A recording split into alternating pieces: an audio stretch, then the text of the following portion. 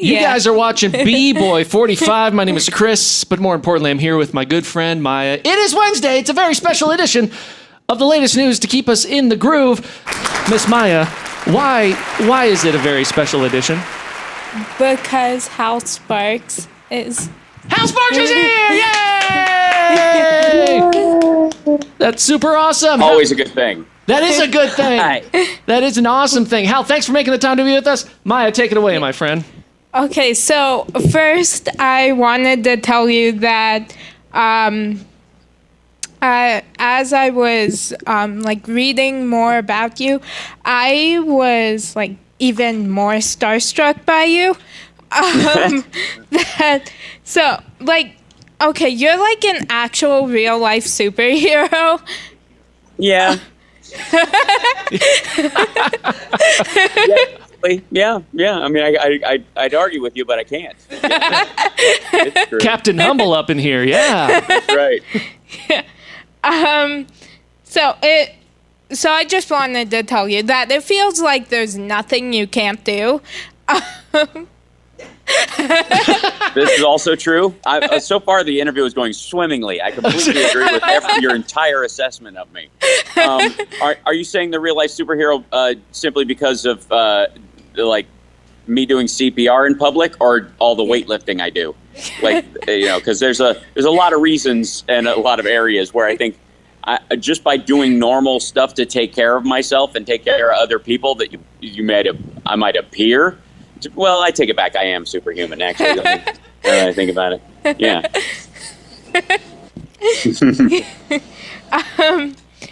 So my first question is, who or what inspired you to start doing comedy and to start acting? Oh, wow. Well, when I was a kid, I didn't have a TV set till I was 15, till I went to high school in Chicago. When I grew up in Kentucky, I didn't have a television set. So I would only go to the movies and listen to records when I was little. And there were a couple of things in particular that were really the excitement points. My dad is a bluegrass musician, and he used to fix instruments for all these bluegrass guys. And one guy couldn't afford to pay him once. So instead of giving him money, he said, I have 2 crates of records if you want them, these old LPs. And my dad was like, yeah, sure, I'll take them. Yeah, no problem. And a fourth of them, a quarter of those records were comedy records. And I started listening to them when I was 8, 9 years old and just ate it up. I loved it so much. But I didn't know it was a job. I just thought it was like an album of, when people record bird calls. It seemed ridiculous to me that somebody would do that for a living, right? Who tells jokes for a living? When you're little, it just seems an amazing absurdity. I was getting kicked out of class and these guys are getting albums. It made no sense. So when I got to Chicago, I realized it's like a job. You just work at it. You get better. You start at the bottom and you work your way up. And I was like, well, I could do that. And then because I didn't have a TV, I'd go to the movies all the time. And we didn't have daycare. So my mom would drop me off at the movie theater about noon. And then I would stay there until she was done with work with her shift as a nurse. And I would watch the same 2 movies over and over and over again. And at one point, I wanted to be Han Solo really bad. And then I wanted to be Indiana Jones really bad. And then I had this epiphany. I just realized, oh my gosh, that one guy gets to be both of them. Harrison Ford. He gets to play both of those guys. And I was like, I want his job then. If I'm an actor, I can do both. And, that was my little 10-year-old logic, figuring that out. But that's what it was. That was, and then when I moved to Chicago, it's not like, they don't treat it like it's magic. In some cities, I'm going to get discovered and put in a movie, and it's like magical, And in Chicago, it's not. It's work. They just go, yeah, you want to be an actor? Okay, here's what you start doing. You do this for free for a long time, and then you do a little bit of money, and then you get a bigger role, and then we can trust you with more, and then you work your way up, and eventually somebody will cast you because you're talented and competent at the same time. That was it. Oh, cool. So is there one project you've done that's really stood out to you? Wow, that's a tough one because all of my work is so fantastic and so different. That's the hard part.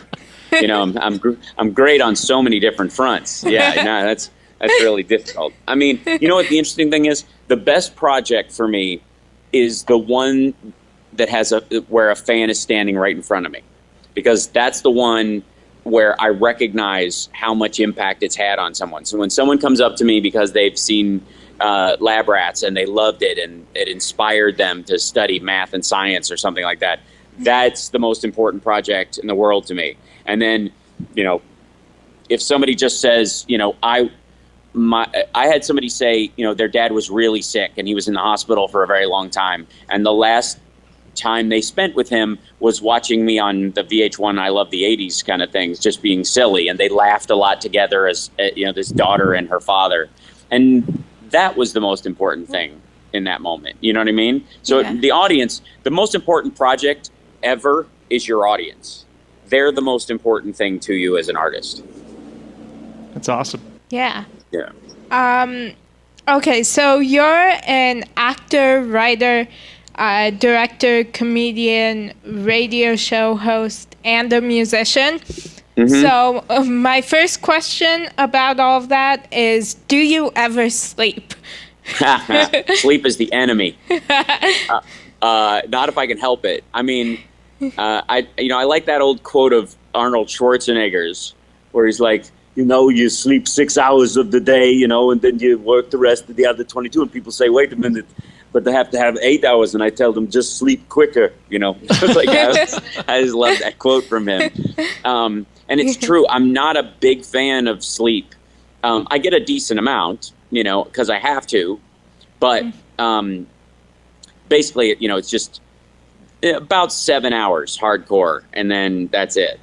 And then I get right back at what I'm doing. But you can compartmentalize what you're doing, you know, because one of the things people complain about when they're actors is you got to hurry up and wait, right? You hear that a lot about actors, like, oh, it's you know, you sit in your trailer and you wait for them to be ready, and you don't know when you're shooting next. And you know, between projects as an actor, it can be weeks, months, sometimes years. So you can fill that time with being very productive, and you can accomplish a lot in that amount of time. Cool. Yeah. Yeah. So is there one that you like more than the other, or do you love them all equally? I always say it's like asking somebody, what do you like better, eating or breathing? You probably like one more than the other until you can't do the other one. You know, and then all of a sudden it gets really important. They're all outlets for me that are important to being a complete artist. You know, if you think about it in many ways, you could just look at me as a painter. I just have several different size canvases. If that makes sense. Yeah. And maybe it's all the same kind of art. It's my art expression. Yeah. Canvas, some clay. Yeah, exactly. Whatever your medium is. Marble. You know, you can chip it, strike it, paint it, shape it into whatever you want, you know. Nice. Yeah. Cool. Okay, so you play 6 different instruments, and you're a martial arts expert, a political activist, and you speak Mandarin and Chinese. Mm-hmm. How do you find time to not only do everything, but to be amazing at it all?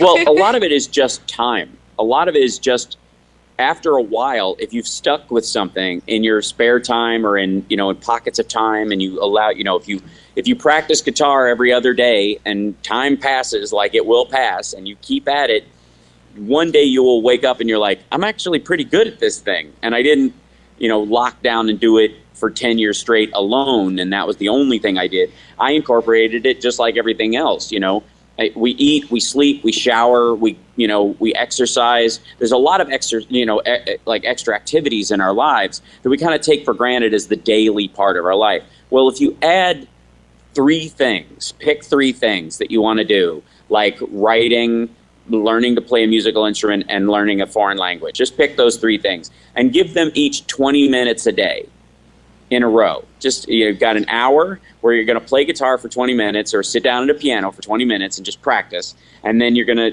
practice your language for 20 minutes, and you're going to practice, whatever other skill you want to, you want to stack with those. You got 3 of them. That's an hour of your time every single day.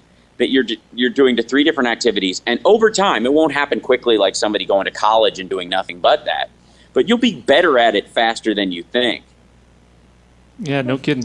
Yesterday I spent 20 minutes eating Otter Pops, so I'm really good at that now. Yeah, so he's a master. He's mastered Otter Pops. Just 10,000 more hours. Sweet. And you'll have obviously kidney problems. Right. quick music question. As a fellow musician, what's your go-to riff? You pick up a guitar, what do you do? One of my own. My favorite songwriter is myself. It's a trick I learned up from Paul Stanley. Although there are guitar licks that are that I'm learning right now.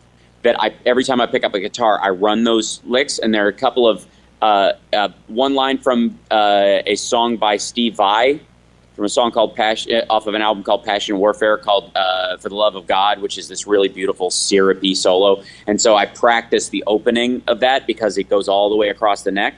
And then there's a triplets pattern that Zakk Wylde does on, who's Ozzy Osbourne's guitar player, on an album called No Rest for the Wicked, and it was really hard for me to do. So every time I pick up the guitar, I practice that over and over and over again. Well, if it's just sitting around and I'm not doing anything else, I'm watching TV, I'll put the guitar in my hands and just do it over and over again. Man, that's some serious licksmanship. That's good stuff, man. Yeah, it stacks up after a while, though. Whatever if you improve 1% every day, at the end of a year, you haven't improved 365% because it's been 365 days. Every day stacks on the last. So every skill you build expands bigger and bigger to a point where you can't even keep track of it after a while. Such good advice. That's awesome, man. Yeah. Yeah. So you were voted the funniest teenager in Chicago at 17. Yep. So at that age, where did you get your material from? A lot of different places. I was two big areas. One was the fact that I'd moved from Kentucky to Chicago, and so I was sort of acutely aware of the difference between like rural and city living. And so that contrast gave me a lot of material to talk about. And then the other one was I was very politically active before I could vote. And I used to perform at a club in Chicago called the Clout Club, which was an old political comedy club. Big, like, rosy cheeked, rich dudes with cigars in their hands, laughing at political comedy. And I would go and do a set, and they're like, "What do you know?" And then by the time I was halfway through my set, they're like, "Kid's got a point. Actually, that's smart. That was funny. That was funny." And so I feel like you observe life from your point of view. If you can express it and why it's funny to you, it will come across, even if people don't understand where you're from or what your perspective is. I definitely did some school-related material when I was a kid because it's like people expect that. It wasn't because I would lean towards it, but because people just thought, well, he's a kid, well, he's probably got to talk about school. And if I don't talk about it, they can't register what I'm doing. So, yeah, so there was a lot. I mean, Chicago's a big city. There's a lot going on. A lot of material. Yeah. Okay, so when you were 18, you became the host for Treasure Mall, and you were the youngest person to ever be the host of a game show. Game show, yeah. And so I was technically 17 when I got the job. I turned 18 while it was airing. Yeah. Whoa. So I was doing it at 17. Yeah. Cool. So how did that opportunity come about? Well, it's a fairly narrow field of young comedians at the time. It's pretty common nowadays. More young guys get to do it, more young women get to do it, than back then. But it was a rarity. So when they were looking for a host, there were only about 10 people probably nationwide that had the skill set to do it. And I was funnier than they were, so that helped. So my dad took me out to LA because I wanted to be an actor and do all this stuff. And he thought if he took me out there and let me audition for some stuff, because I had an agent who had an office out here, that I would see how hard it is and I would give up and not try. He was like, I'm going to show him how hard this is, and he's not going to want to do it anymore. This will scare that acting bug right out of him. We'll go out there, he'll see how big the city is and how many people he's competing against, and it'll be fine. Then we go out there, and I auditioned for like 5 things, and I booked 2 of them. I had to choose between the 2. And then while I was out there, I had another audition as I was filming the after school special Frog that I did, and that in Los Angeles for this game show. And it was just, they just picked me because they were like, I can't believe this guy I had the skills of a 50-year-old game show host when I was 17 years old. Just well within my skill set, being full of myself and in charge. And so, yeah, that was the kickoff. That was it. Sweet. Cool. Yeah, so how did you come up with the Zoltan hand gesture and Where's My Car? Yeah, so they, in Dude, Where's My Car, when I auditioned for it, I auditioned for Ashton Kutcher's part in the movie. And the movie studios always like to have a second choice, even if they already know who they're casting. It's just this way they can use it to deal against people and all kinds of other craziness. And they needed somebody else to look at. So they auditioned some people. And I came in and I knew I wasn't getting it. I just knew it because the guy who wrote for that 70s show, he wrote it for Ashton Kutcher. I knew that. But I was like, I'm going to go in there and show these people I know what I'm doing anyways. And they liked my audition so much that they wrote the Zoltan character in as a much bigger thing. There wasn't much to it in the original script. And then they wrote more scenes for me. And then they wanted them to have this cult, and they put a thing in the call sheet, and they're like, we need a hand gesture or something like the Spock symbol that everybody does when they say Zoltan, because we want something physical to go with it, but we don't know what. So they said, whoever comes up with the gesture gets $24.95 and credit for coming up with it. And I went home that night and I was like, all right, it's my cult. I should be the one to come up with it. So I tried 10 different ways. I originally tried the actual two Spock hands coming together to make a Z, and then I realized most people can't do that very easily. It's really difficult. So eventually the fastest and easiest one I could do was a pop-up Z, just kapow. And so I showed them like 3 of them, and that's the one that they chose. And now soccer players do it in Spain. It's so weird. So do you have a favorite memory or story from the set of Lab Rats? That's tough because there were so many wonderful ones. I mean, I have to say, I love that cast. They're such good people, and I was so lucky to work with them. It was, it was the first time in my career I've gotten to pick my own wife for something. So Angel Parker came in with some other people and auditioned, and I just knew right away that she was perfect, and we worked well together, and she was just terrific. Billy Unger, who now changed his name to William Brent, but he played Chase. I gave him his first guitar. He now is an amazing guitar player. He's so good. It's so impressive just to watch how fast he's grown on the instrument. And I gave him one because he was like, he was like, yeah, I want to give it a try. And so I just came in one day and went, here you go. This is yours. Get at it. And, nice. Cool. And our final days on set, when we were shooting our final scenes, we were crying our eyes out because we were going to miss everybody so much. And there's just so many great memories from that. Oh, cool. Meeting TJ for the first time, such a good kid. Yeah, ridiculous. Cool. It's so cool when a cast actually comes together and gels like that, rather than just being a gig you show up to, That's nice. Yeah, you can't take it for granted. I've had a lot of casts that I've been in my life, and they're not all like that. It's work. It's like any place you work. Some people are great. Some people are annoying. Some people are really committed to the work, and other people are scattered. That's true of every workplace you could ever work in, and it's no different in acting. But when a cast gels, it's just such a wonderful feeling. That's sweet. Yeah. So what was your favorite part about playing Mr. Davenport? Oh, well, that's easy. I mean, the only hard part was tamping his ego down to lower than mine. Because I have to say, it's incredibly freeing to play someone that likes themselves that much. It really feels good because, so much we're taught in society excuse me, my helicopter's going to pick me up in about 5 minutes, and then you guys can circle. Just circle. I'll get me later. I'm in the middle of an interview. I'll be, yeah. Normally I'd radio them, but my phone died. Yeah, so, I mean, I love playing his bravado and his ego and his, it's just such a joy to be that much in love with yourself. I know from personal experience. So it was very freeing and silly. That's awesome. Yeah. Yeah. So did you ever have to do multiple takes while filming the show because it was so hard not to crack up? Oh, yeah. Oh, absolutely. We did multiple takes just because we would want to throw more jokes in. Sometimes I would go, I have another joke. Let's try it. Let's do this too. So we'd have like 3 jokes for every joke that was in the script some days. And one day I came up with one literally as we were moving on. We finished the scene and we're moving all the cameras and everything to the other set.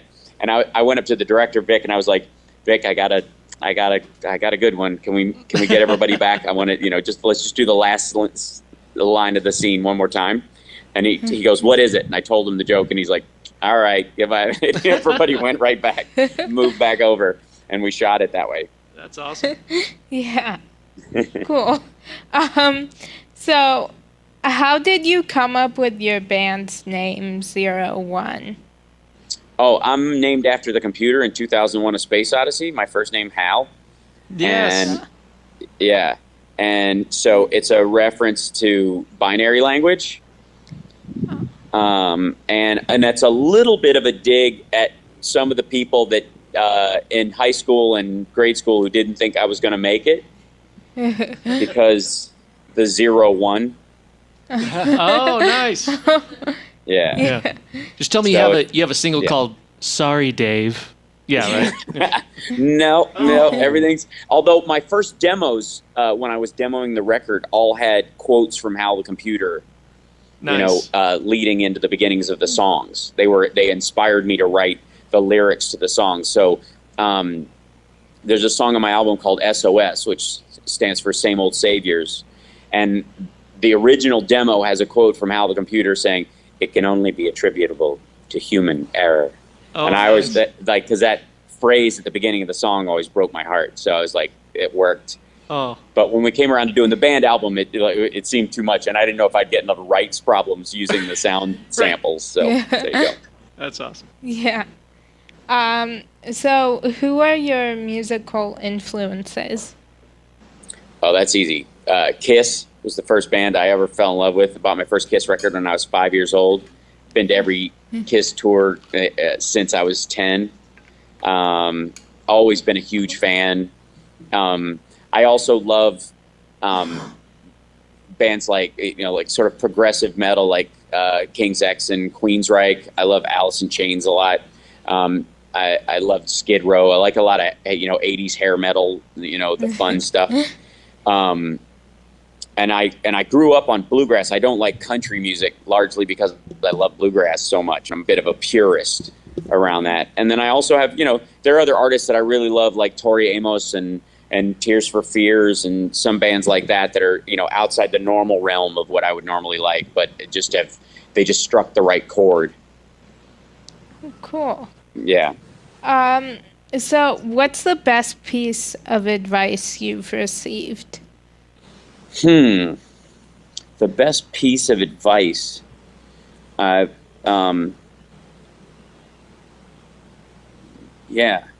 I mean, it's funny, I've ignored more advice over the course of my life than I've taken. My mom always used to say, consider the source. Whenever somebody would say something, especially in the industry where you feel like you get rejected a lot, and they always tell you that there's a big part in the arts about being rejected or whatever. She would always say, in any situation where somebody tells you something or denigrates you or says something bad about you, say, consider the source. Like, why would that person say what they're saying, and understand where they're coming from and release it, because it's not about you, it's about them. That was a big part. And my mom always used to say, make yourself useful as well as ornamental. So her goal was like, make yourself look as good as you can look, but also be functional as a person. Be able to help. Be useful in any circumstance. It's why I know CPR. It's why I exercise and eat right, so that if something happens, I'm in a good, healthy state to be able to help somebody else who might not be in that state. Yeah. So make yourself useful as well as ornamental, and my thing has always been, ain't nothing to it but to do it. Just nice. Whatever you want to do, whatever you've dreamed of doing, whatever your big goal is, I guarantee you there's an idiot somewhere who's been doing it for 2 years already. Like there's someone out there who's just going to go ahead and do it, even if who has less skill and less ability than you do. So just start. That's great advice. Yeah, me too. Yeah. Yeah, so if you could meet any fictional character or be any animated character, who would it be and why? Meet any fictional character. I suppose if I could meet any fictional character, I'd want to meet Zaphod Beeblebrox from The Hitchhiker's Guide to the Galaxy, because I feel like we would get along very well. Again, powerful egos. I highly recommend those books for anybody that is into reading. The 5-book trilogy of The Hitchhiker's Guide to the Galaxy, inherent joke therein. And then if I could be any animated character, first of all, who says I'm not? But I mean, there's too many almost. I mean, I love. There's a lot of Marvel characters I obviously love. I think I'd make a solid. I think you could reboot Iron Man with me in the shell pretty easily. I think I'd qualify. A funnier I'd comfortably Stark. say that. Yeah. Sorry. A funnier Tony Stark. Yeah. Yeah. All I need is the goatee. I'm basically there. And there's a character I love called Moon Knight in the Marvel comics that I love because he's got 3 alter egos instead of just one. So he gets to be 4 people. That's pretty amazing. That's my kind of work schedule. That's good. I would love to be 4 people. I could get so much more done. Right. Cool. So if you could have any song playing to announce your entrance into a room, what song would it be and why? Oh, there's a bunch of those. I mean, my high school theme song was "Wanted Man" by Rat. I could hear it playing in my head whenever I walked into a room. Obviously, I'm a big fan of O Fortuna. The Carl Orff song from Carmina Burana. That I joke about in my stand-up act as a great song. There's a Kiss song called War Machine that I like a lot, that works for me.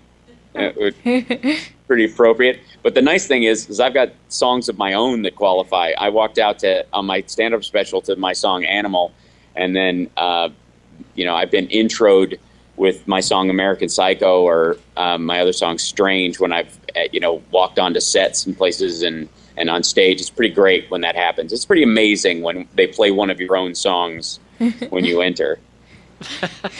Can't top that. Nope. Yeah. So do you have a motto or quotation that you live by? Yeah, I mean, to paraphrase it and make the language kid-friendly, my motto is care enough not to give a crap. You have to care enough about what you want to do and what you care about and what matters to you. You have to care about it so much that you can ignore the haters or the deniers or the people who don't want you to do it. You have to be able to not care what they think, because in the beginning you're not going to be good at what you're doing. You're just not on the level you could be one day. So you have to forget about what other people's opinions for a good long while. And that will get you through the gate faster than anything else. Care enough not to give a crap. I don't care what other people think of what I'm doing, especially in the beginning.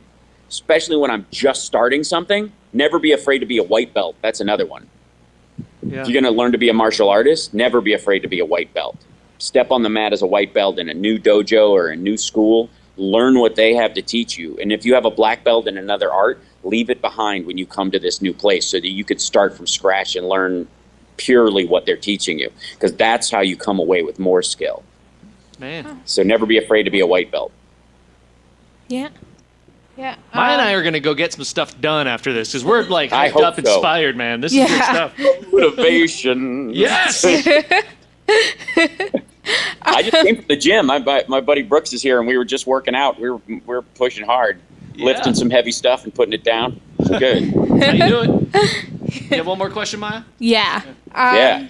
Yeah, so my last question for you is, who do you consider to be a real-life superhero and why?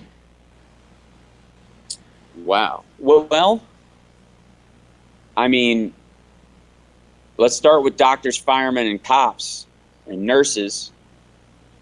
All of them get extra credit right away. Let's go straight to the soldiers that I know who've served, some of whom who've come home with not all their limbs intact. My buddy Joey is missing both his legs. He's and walks on these pneumatic legs that they've made for him and just does great, and he's soldiered through some really rough stuff. That guy qualifies in my book, and he and I argue all the time, but he's got my respect. My cousin David is a U.S. Marshal, and he got the longest cold case fugitive catch in Marshal history right now. Wow. 26 years there was a fugitive on the run, and he caught him. And that guy had done some really bad stuff, and he brought him in. So I'm so proud of my cousin David. I can't tell you. I love him very much. And, and then there's me. Because I've done CPR 3 times in my life. I've saved 7 people from drowning over the course of my life. Dragged 6 of them out of the creek behind my house and 1 of them out of the pool in my hometown in Frankfort, Kentucky. Oh my gosh. Wow. I've been there, Yeah. and it's really just about having the skills in case it happens. That Boy Scout idea, be prepared. Yeah. Well, that's awesome, man. Yeah. That's some good stuff. That was. Yeah. I'm going to be thinking about this for a while. What about you, Maya? Yeah. Yeah. I appreciate that, and I appreciate you having me on, Maya. That was really sweet of you to invite me on today. Yeah. Oh, I'm so excited to be talking to you. Yeah. Well, I'm excited too. Maybe one day I'll do an in studio when I'm up your way. Yeah, man. Yeah. And get to sit in there and not have to my helicopter's going to pick me up again. He keeps I just saw circling. it. I just saw it. He's waving at me. Yeah. So busy. Yeah. If you find yourself in Denver, you hit up Maya and we'll make it happen, man. That's awesome. I insist. All We right. absolutely will. Yeah. Thank you one more time. Yeah, thank you so much for calling in. Of course. My pleasure. Take care. I'll see you All right. next time. Bye. Bye. Okay, bye-bye. See ya.